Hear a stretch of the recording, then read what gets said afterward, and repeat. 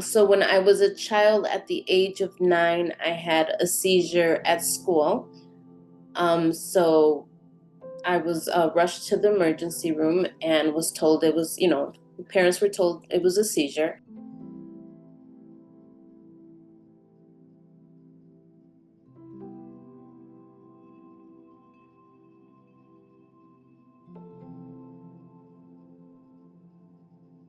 My second seizure I had after a sleepover, and that one was due to lack of sleep. Obviously, I did not sleep all that day, and again, I had it around other people. After that is when they started doing the testing, and then I was diagnosed with epilepsy. But after reflecting back all these years, now that I'm older, I think I was having seizures before that. I was just alone, having them alone in my room, or I was having auras. So I'm able to identify that now, but back as a child, I was not.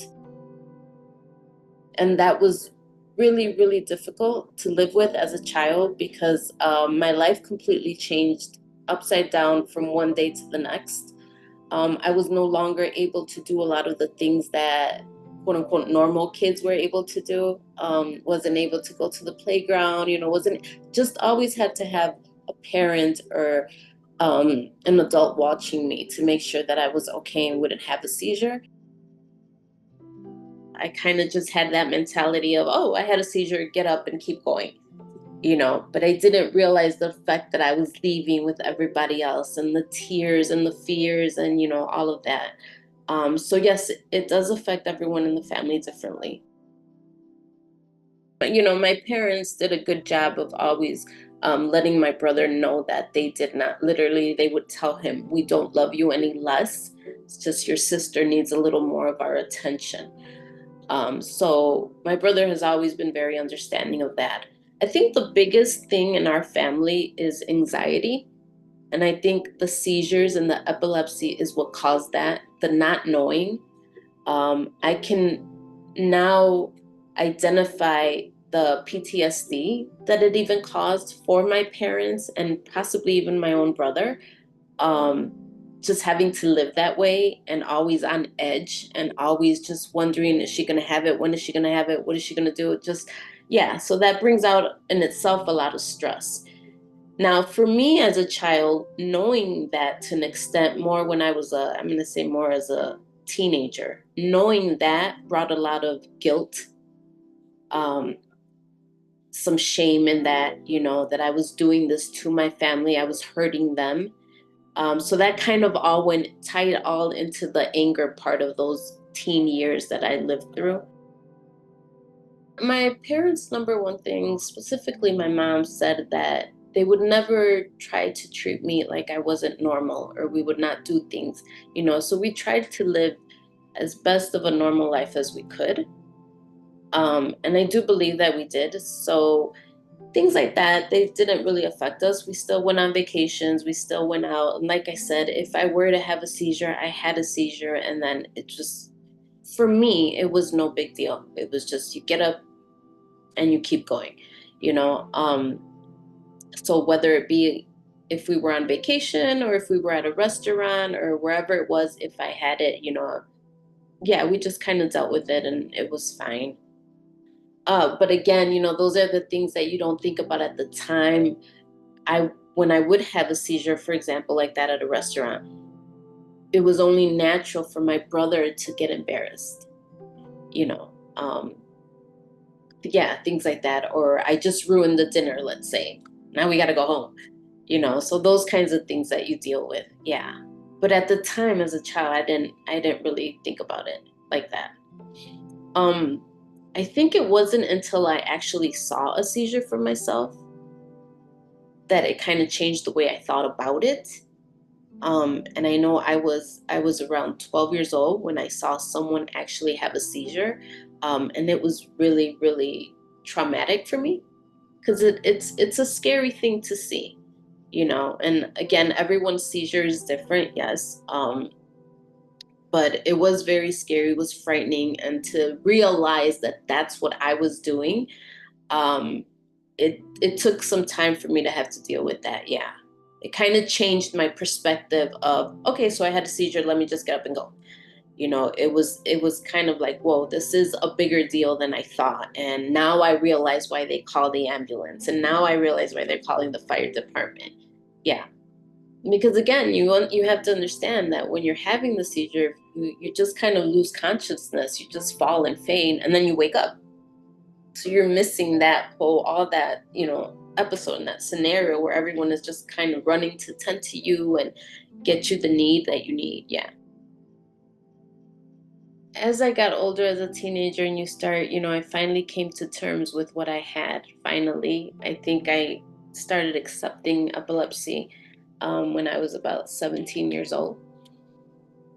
So before that, those 7 years before that, I was very much just in denial, didn't want it, didn't want anything to do with it. It was very rebellious. There was a point where I stopped taking the medication. My parents had to give it to me, and I'd turn around and and then I would have seizures, obviously. So when I realized, okay, you're having seizures because you're not having the medicine, it was like, take the medicine. So I started taking care of myself, and started thinking about my future. I have a future now. So doctors recommended that I not go into college because they wanted me to live very stress-free life, and take up a simple job, basically. And that's when I realized that that's not what I wanted to do. I did have plans, I did have goals, I did have dreams, and I wasn't going to allow this to stop me. So my mentality started to change about it. I started accepting epilepsy and realizing, okay, if I'm going to do the things that I want to do, I got to accept this, right? And I have to prove that I can do it. So epilepsy for me has been kind of a blessing in disguise, because it has been what's motivated me, and pushed me to do everything that I've done so far. And the more that I was told I couldn't do something, the more that I wanted to prove that I could do it. So when I was told that I could not go to school or further my education, I wanted to prove that I could. Um, so I graduated with a BA in graphic design and a minor in advertising. And then I started looking for work. My first job was as an editorial graphic designer with the Tribune, Chicago Tribune. Um, did I have seizures at work? Yes. Yes, I had many seizures at work. I can look back now, and now that I'm older and aware of, we have things like the AD, American Disabilities Act, that stand behind us. But at the time, when you're not aware of this stuff, I was let go of several jobs because of the seizures. So that was difficult. That was really hard, stopping doing something that I love to do because I'm having seizures at work, and I wasn't meeting the deadlines because I couldn't. So things like that, yes, it definitely affects your work, the stress of work, you know. So since then, I have been a freelancer, and I started my own company, and I've been doing this designing for the last 20 some years. Whenever I would fall, I would just fall because I wouldn't know what the seizure was coming on. I would fall and obviously just bump my head on whatever it was. And if there was no one there to attend to me or my mom to put that pillow, that constant hitting of the head, I've realized through the years that has now had effect on me. So I've had some brain scans done, and I've been told that I have some brain cells that have died, and it was probably due to the constant hitting of the head from the seizures. So that's why it's really important, although they say don't move the person, to just kind of slide a pillow or something soft underneath. Because I'm now dealing with what's the word I'm looking for? Repercussions of that. As at this age now, at 50 years old, um, let's see. There was one instance as an adult, I think was the worst, when I was working. So I'm a graphic designer and I work on the computer. And I had a seizure. I hit the corner of the table. So I was completely bruised. And that was like that for a while. But other than that, other than the feeling of the soreness from the constant, just the shaking and the headaches, I think I've been pretty lucky in terms of not hitting myself. So when I went through my pregnancies, the hormones were all over the place again. I did have various seizures while I was pregnant. I think with my daughter, the last one was when I was 7 months pregnant. I almost fell down the stairs. I was actually, someone behind me was able to catch me. Thank God. Thank goodness. But there's stories like that. Yes. There's stories like that. I've had seizures in public places. I've had seizures. I'm from Chicago, so we use the subway. I've had seizures on the platform. Um, yeah, seizures in elevators. Had seizures outside on the corners waiting for the bus stop. Yeah, I kind of have had them in a lot of places where honestly I probably could have gotten hurt more than I did. Yeah. So those are all the reasons why during the peak of my menstruation I'll tend to just stay home. People don't realize that, yeah, the way that it impacts your life and those different phases of life. And even as a woman, having epilepsy as a woman is much different than being a man with epilepsy. We have to go through motherhood, the pregnancy. I'm going through the menopause stage, and it's, you don't realize how much epilepsy actually affects your life in all these different areas and phases of life. I just myself started to eliminate things, sugar, dairy out of my diet, and started to see what would happen. And I started feeling better. I joined the health club. I started working out. So I went from walking on the treadmill with that strap tied onto the treadmill in case I did have a seizure. Um, Went into bodybuilding and ended up being a bodybuilder and went to the Olympia, got my gold medal, represented my epilepsy community. Um, so health for me is very, very important. Nutrition is extremely important. So I've been able to keep that way of living. Not until I started bodybuilding and competing did I go into like very strict regimens of eating, obviously, because that's a different way of lifestyle. But even when I went through that, I consulted with my doctor the whole time. So he was aware of it. And yeah, so we did all of that together. Um, and I did not have any seizures. What's been helpful? I'm just honestly just having my faith and knowing that, I can do it and I'm not going to let this condition stop me. I mean, it can't. If I did, I would just be sitting on a couch and wouldn't move, out of fear.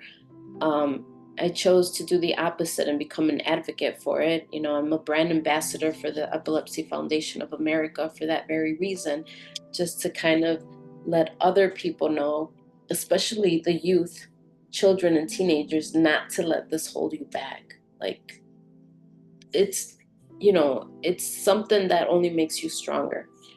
Um, it's difficult. There's a lot that goes into it that people don't understand. But just having that family support. I have a great group of friends.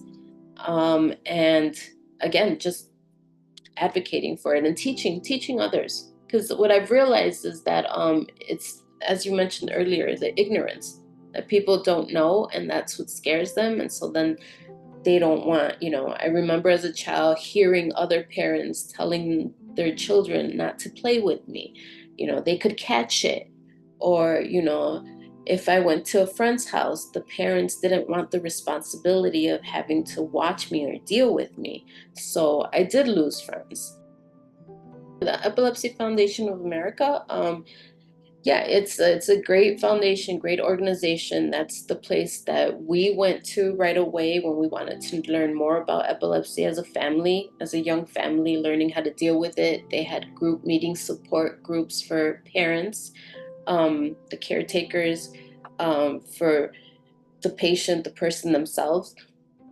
So you can go on their website and just find everything and anything about epilepsy and what, how to live with it, the challenges, and also talk with others, because one of the things I remember at the time was hard was not knowing other people that also had this. Now there's a world, there's so much network out there with other people that we can communicate with and share stories with. Um, so yeah, so just me advocating for it is one of the things that I love to do, and I'm glad that they chose me to be able to help them be part of that. It is a journey. It is a journey, but it's a beautiful journey. It is what you make of it. And the more that you learn about the condition and the more that you learn about yourself and your body, you'll realize that you don't have to let this limit you or stop you from doing anything. You can live a full life. Um, there are some things that you might have to change, but you can live a happy full life. And I am definitely proof of that.